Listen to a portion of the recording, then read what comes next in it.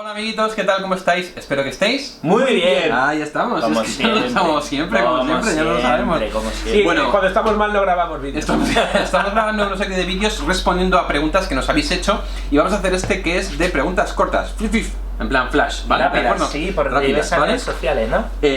¿Cómo qué? Que han llegado por las redes Sí, han llegado por las sociales. redes sociales, efectivamente. Son vuestras. Entonces, primera pregunta, y esta hemos decidido que la va a responder a Antonio María porque me da la gana.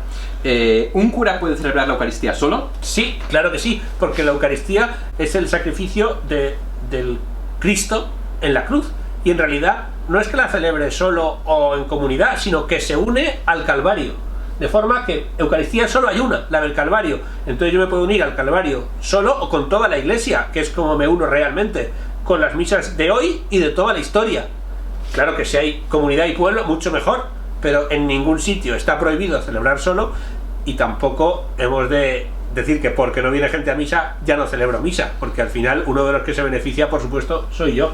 No sé si pensáis igual. Hay un documento Sí. que se llama Directorio para el Ministerio de la Vida de los Presbíteros del Vaticano que renovó Benedicto XVI hace poco y en el que se recomienda vivamente que el cura celebre todos los días, aunque sea solo, lo dice así literalmente, ¿no? Es decir, que exhorta la celebración incluso en solitario, ¿no? Y la misa tiene un valor sacrificial, la persona por la que la ofreces, ese sacrificio, eso tiene un valor infinito. Entonces la iglesia triunfante, la del cielo, también participa en tu misa, no Eso tú es. solo. Y la purgante también porque recibe los beneficios. O sea que, Ahí está. adelante. Bien. Para Pachi, siguiendo Ahí. con el tema de la misa, tenemos la siguiente pregunta. Que nos han hecho, ¿cuándo empezó a consagrarse el pan y el vino? ¿Cuándo empezó la consagración? Pues la institución de la Eucaristía la hace Jesús en la última cena, de manera que la última cena es la primera Eucaristía, lo celebramos cada Jueves Santo.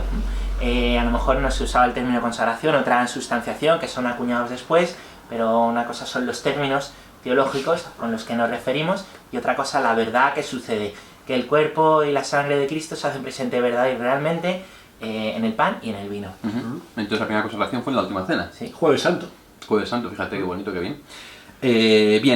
Siguiendo con el tema de los evangelios de la última cena, nos han preguntado qué pasa con los evangelios de la infancia, cómo puede ser que se nos cuenten los evangelios de la infancia, quién lo contó, cómo nos llegaron.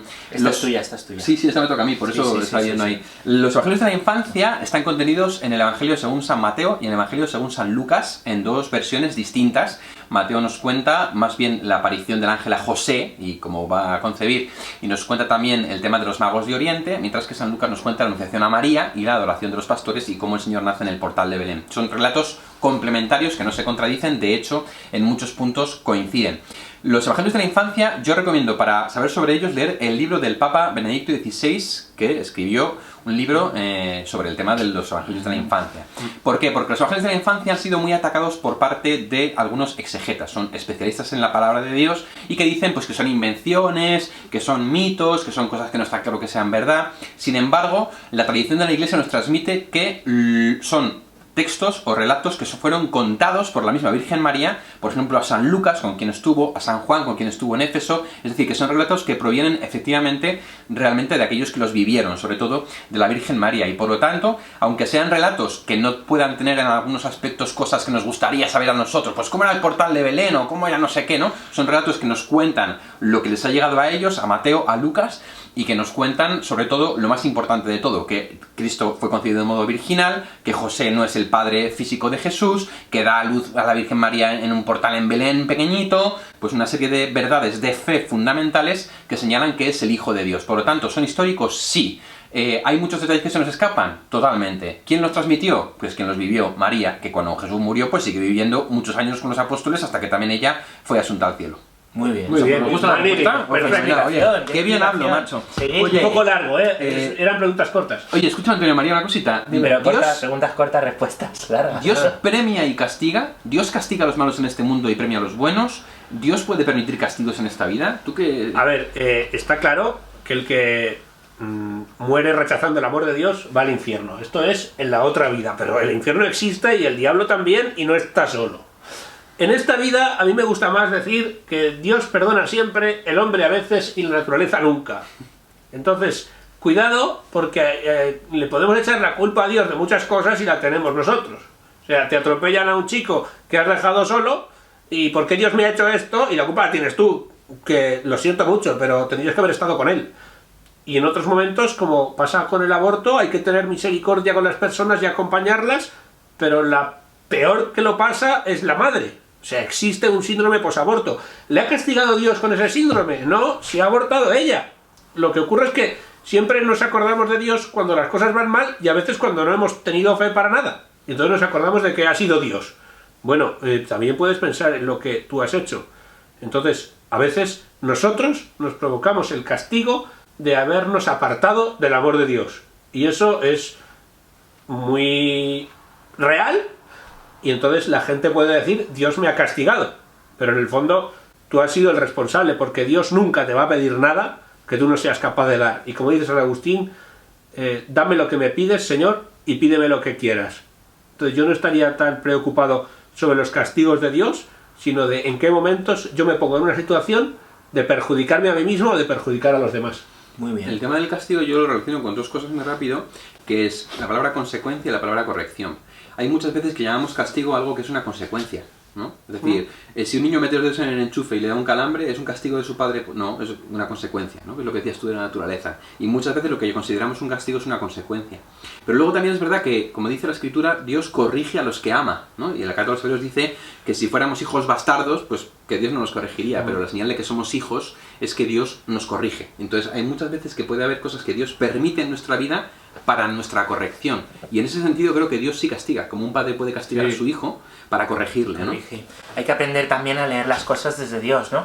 Que no es tanto, yo creo, por qué, sino para qué. Para qué pasan las cosas, que no es que Dios te las mande, pero cuando han pasado, como consecuencias de actos nuestros, ¿qué enseñanza? Con las penas de la Iglesia pasa igual. La gente no entiende que ciertas situaciones impidan comulgar, y lo que te está haciendo es invitarte a salir de esa situación, si puedes hacerlo. Medicinales. Y te has enrollado un montón en esta pregunta. Es verdad, tío. Cambia. No eran breves, tío. Bueno, ahí se lo he devuelto, nos han preguntado también por qué el camino neocatecumenal cambia la paz de sitio. Vaya en pregunta. la Eucaristía. Y como ni Antonio María ni un servidor pertenecemos al camino neocatecumenal, y sin embargo Pachi sí que va a una comunidad, le toca a Pachi. Bueno, pues esto me lo preguntan mucho. En realidad esto está permitido. Hay varios de los signos del camino neocatecumenal que están permitidos. En este caso, pues hay un documento, me parece que es del 88, donde se aprueba ad experimentum como experimento, ponerlo ahí. Y bueno, hay un significado... ¿Poner la paz dónde? Porque poner la paz, perdón, es verdad. No sabe dónde... Poner la paz después de las peticiones, antes del ofertorio, antes de traer las ofrendas. Y es que la paz, pues hay dos tradiciones distintas, ¿no? En la liturgia de la Iglesia, y dos modos en que se puede leer, ¿no? Una es, pues esta que sigue las palabras de Jesús en el Evangelio: antes de dejar la ofrenda en el templo, vete y reconcíliate con tu hermano. Por eso el camino lo pone ahí, para que antes de presentar las ofrendas nos demos la paz, y especialmente si hay un problema con un hermano, le des la paz a ese hermano. Y luego está la paz donde donde está, ¿no? De ordinario en el misal romano, que lo hacemos justo antes del Cordero de Dios. La paz os dejo, mi paz os doy, dice también Jesús, ¿no? Que es la paz de Cristo que se nos da a todos, y nosotros, pues como también participamos con nuestro bautismo, ¿no? del ministerio sacerdotal de Cristo, profético y real, pues nos damos la paz de Cristo y nos deseamos la paz de Cristo. Es un significado distinto, pero es algo pues que está permitido en las Eucaristías neocatecumenales. Qué bueno. Y luego hay una última pregunta que nos han hecho que me toca responder a mí, que es si es lícito el divorcio en caso de adulterio. Bien, voy a intentar responder brevemente, ¿vale, Antonio María? Sí, por favor. Es que desde luego...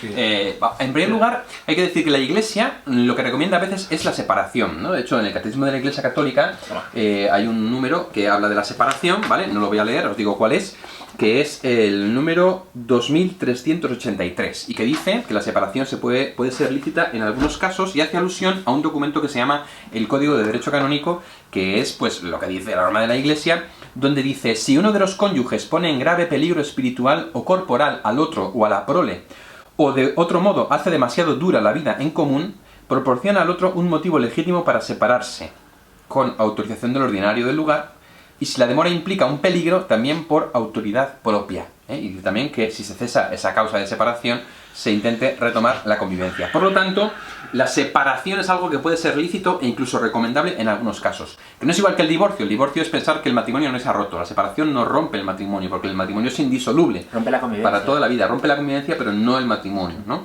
Entonces es muy importante. Esta pregunta creo que está en el contexto del texto de Mateo, que dice: el Señor, si un hombre deja a su mujer y se va con otra, excepto en caso de porneia, dice el griego, pues se comete adulterio, ¿no? Entonces, esa palabra porneia ha sido traducida de muchos modos, pues como excepto en caso de adulterio, excepto en caso de fornicación. Sin embargo, los estudiosos dicen que la palabra porneia hace alusión en concreto a el incesto, es decir, a cuando un hombre vive con la mujer de su padre, o cuando una mujer vive con, pues con un tío, con alguien de la propia familia, ¿no? Que de hecho sabemos por la carta a los Corintios que sucedía, ¿no? En esos tiempos no era raro que sucedieran casos de incesto entre los paganos y también entre los cristianos, ¿no? La primera Corintios nos cuenta el caso de un hombre que vive con la mujer de su padre, ¿no? Entonces, lo más probable es que, a lo que se refiere al texto de Mateo, es a que en el caso de incesto, como no hay matrimonio real, como realmente no hay matrimonio porque uno no se puede casar con su madre, no se puede casar con su padre, es un caso de incesto, en ese caso no pasa nada porque la gente se divorcie, se separe y se vaya con otro porque